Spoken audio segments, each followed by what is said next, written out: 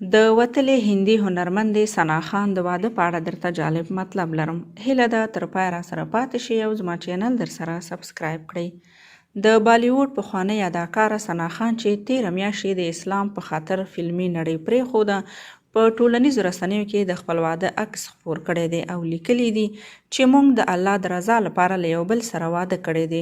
ثنا خان چې د هند د ګجرات ایالت اوسیدونکي له یو دیني عالم مفتي انس سره یې واده کړی دی، په انسټاګرام کې یې د خپل واده یو عکس خپور کړی چې د واده سره کالي یې اغوستي دي او خاوند یې بیا په سپینو کالیو کې دی.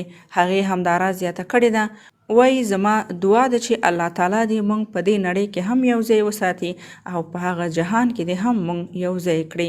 د یادولو وړ ده چې د بالیووډ فلمونو پخوانۍ اداکارې ثنا خان تېره ورځ د ګجرات اوسیدونکي دیني عالم مفتي انس سره واده کړی و چې په ټولنیزو رسنیو کې د واده عکسونه او ویډیوګانې لاس په لاس کېدلې.